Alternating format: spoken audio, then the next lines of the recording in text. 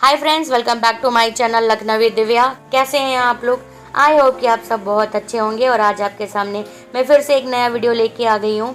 आज मैं आपको बताऊंगी जीवित पुत्रिका व्रत के बारे में। और यह व्रत औरतें क्यों करती हैं, महिलाएं क्यों करती हैं, और यह व्रत ईस्टर्न यूपी और बिहार में ज़्यादा तौर पे किया जाता है। तो चलिए वीडियो को शुरू करते हैं और हम अपनी जीवित पुत्रिका व्रत के कथा जो है आपको बताते हैं। सनातन धर्म में संतान प्राप्ति और उसकी मंगल कामना के लिए कई तरह के व्रत और पर्व का जिक्र किया गया है। इन्हीं में से एक है जीवित पुत्रिका या जीवितिया पर्व। हिंदू पंचांग के अनुसार प्रत्येक वर्ष आश्विन माह की कृष्ण पक्ष की अष्टमी को जीतिया व्रत किया जाता है। इस साल ये व्रत 18 सितंबर को रखा जाएगा।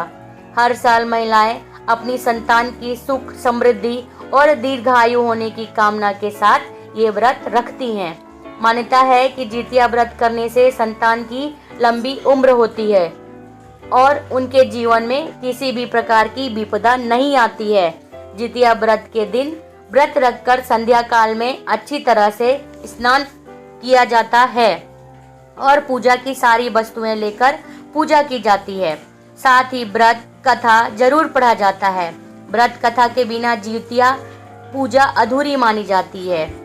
और अब हम आपको सुनाते हैं जीतिया व्रत की कथा।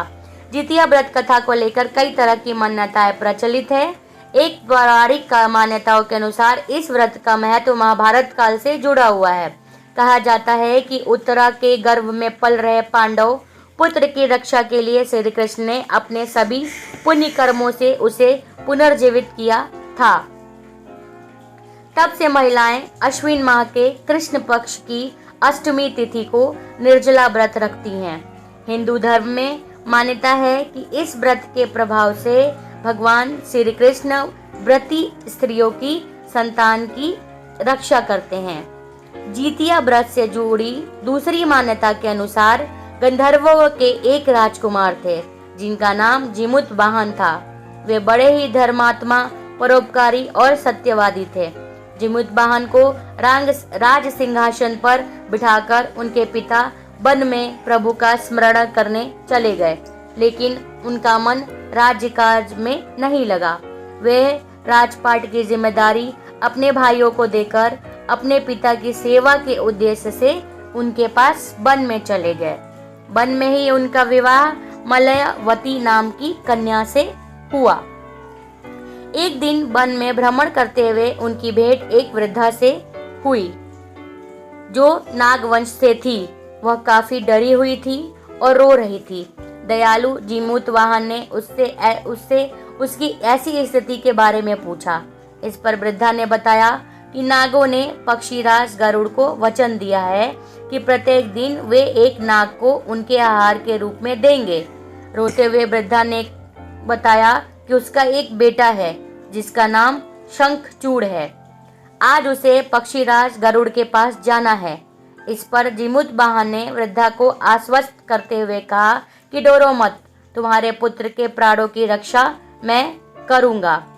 आज तुम्हारे पुत्र की जगह स्वयं को लाल कपड़े से ढककर शिला पर लेटूंगा। नियत समय पर जीमूत वाहन पक्षीराज गरुड़ के समक्ष प्रस्तुत हो गए। लाल कपड़े में लिपटे जीमूत वाहन को गरुड़ अपने पंजों में दबोचकर साथ लेकर चल दिए।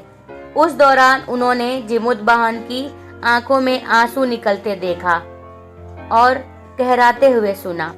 वे एक पहाड़ पर रुके तो जीमूत वाहन ने सारी घटना बताई। पक्षीराज गरुड़ जीमूत वाहन के पास परोपकार और मदद करने की भावना से काफी प्रभावित हुए। उन्होंने जीमूत वाहन को प्राणदान दे दिया और कहा कि वे अब किसी नाग को अपना आहार नहीं बनाएंगे। इस तरह से जीमूत वाहन ने नागों की रक्षा की। तभी से संतान की सुरक्षा और सुख के लिए जीमूत वाहन की पूजा की शुरुआत की हो गई। माताओं के लिए यह व्रत बहुत फलदायी है। जीवित पुत्रिका व्रत में हमें 5 सावधानियों को भी बरतना चाहिए। जो पहली है, जीतिया व्रत से एक दिन पहले नहाय खाए किया जाता है। इसमें व्रती छठ व्रत की तरह ही स्नान आदि और पूजा पाठ के बाद भोजन ग्रहण करती हैं और इसके दूसरे दिन निर्जला व्रत रखती हैं। नहाय खाए के दिन भूलकर भी लहसुन, प्याज, मांसाहार या तामसिक भोजन नहीं करना चाहिए।